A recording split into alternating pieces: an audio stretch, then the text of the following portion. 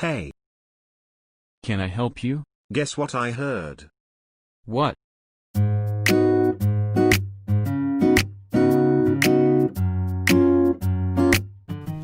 I've loved my experience at Wheaton so far. The students are great, the professors are amazing and wise people, and overall this community is a really fantastic place to be.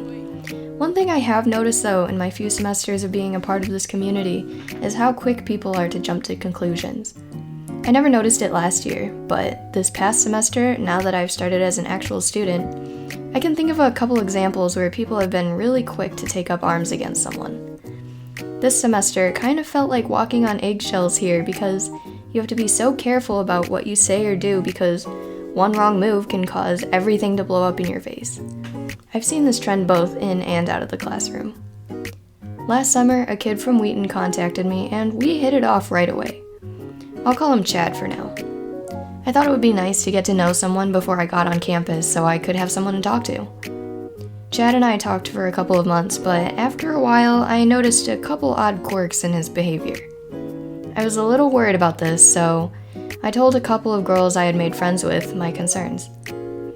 It's a long story with details that I won't go into because of personal reasons, but a couple of group chats and screenshots later, Chad's reputation had not turned out for the better.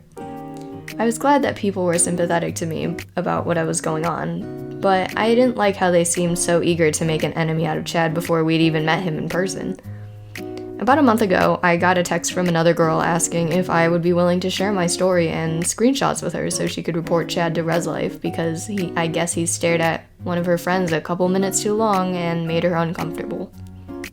Now, I'm not trying to downplay her situation at all or make fun of her. But what I'm saying is that she should have talked to Chad directly about her concerns before trying to report him to Res Life. This is where I get into answering the main question. I tend to get swept up in drama and gossip. If someone has something on their mind, then I will always be a listening ear.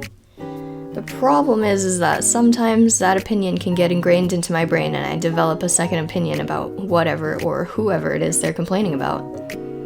When people complained about Chad, every time I heard that little nugget of negativity, it damaged my opinion of Chad a little bit more. That was how this situation in Aural Skills happened. It wasn't because of anyone's teaching. I actually have learned a lot this semester, and I think the activities we do are kind of fun and make an otherwise boring class into something way more exciting. A lot of things can happen in a class that damages a student's experience in it, like, oh no, I didn't study and got a bad grade, or even just waking up on the wrong side of the bed and having a bad day. Whatever the reason, somehow the Aural Skills students couldn't get a handle on their negativity and everyone was frustrated.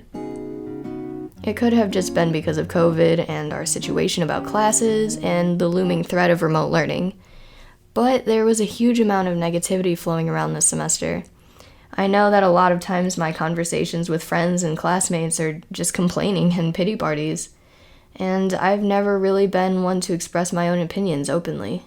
Yes, Biden is president. It's about time that orange Cheeto got kicked out of office. You agree with me, right? Oh, yeah, totally. I voted for Trump, though. So, as you can imagine, because I don't express opinions that often, it's difficult for me to correct someone who's being negative. Instead, their negativity just becomes something I get used to listening to.